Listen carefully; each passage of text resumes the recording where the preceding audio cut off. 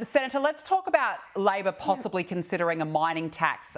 This comes after the mining sector raised concerns that Labor could use its upcoming productivity roundtable to try and build momentum for new or increased taxes on the sector. The Attorney-General, Michelle Rowland, has dismissed this speculation. This is what she said. When it comes to the productivity roundtable coming up, the Treasurer has been criticised for not inviting miners.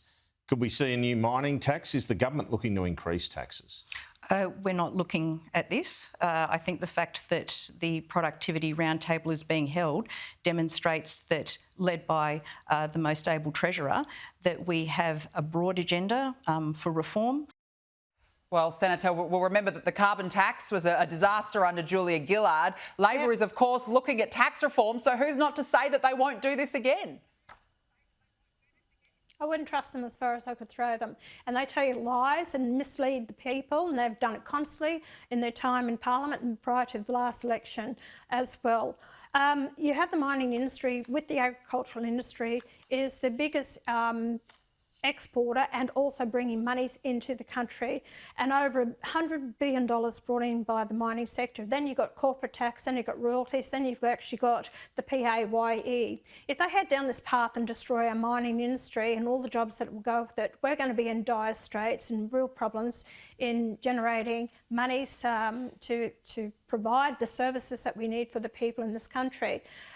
I can't understand why they didn't invite the mining sector. They said they've got the Business Council of Australia that are attending it, that there's representation there. But when you've got the biggest industry in Australia that brings money to the coffers for the federal government and they're not at the table, there should have been Gina Rinehart, should have been around there. You know, she's one of the biggest exporters and employers of people and the taxes that she pays. It's a crying shame they didn't. Like I said, I don't trust them.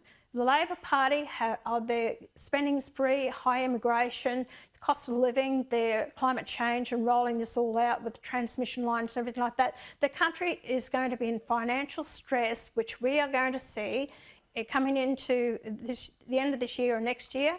And if they put the mining tax on, and I know for a fact, the mining sector here, especially in Queensland, hit with the royalties in Queensland, they are doing it tough. It's costing them more to produce coal and export it than what they're getting for it. So a lot of the small mines are going under.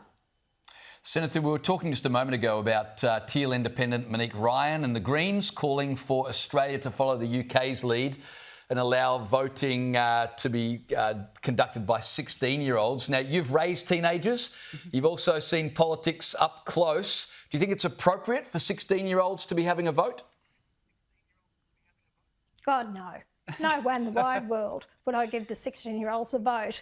My God. You know, as you've said before, if the Parliament's made legislation, they can't even navigate this social services, you know, not social services, but the internet and now YouTube and trying to protect them. A lot of these kids are actually so confused in the educational system with gender dysphoria, they can't even work out whether they're Arthur or Martha, male or female, and it's they, them, theirs, you know, and you want to give them the vote. My God, they're all, you know, living off their mothers. They're more interested in the iPhones, having the newest iPhone, or the designer wear gear and all the rest of it. This is what the Greens want to do. They brainwash them in the educational system, haven't come through and they're actually going to get the vote. No one in the bloody wide world would I ever allow it to happen. Actually, I'm more inclined to say increase the vote to 21 because all they do is go through school their whole life, leave high school, go into the university, brainwashed again there, and then they wouldn't have, you know, what's day or night or what's going on in the country.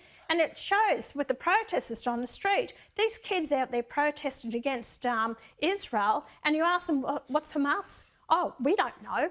Have no idea. And you want to give them the vote? My God, heaven help us if our country been in the bloody drain. Yeah, and what, which river to which sea, and, you know, when they're out there chanting all that, they've got absolutely no idea. I think that's a good point. Arthur or Martha, that's a very good point, Senator.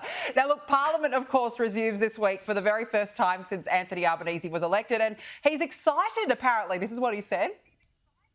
I'm quite excited about Parliament resuming. I am a nerd when it comes to Parliament.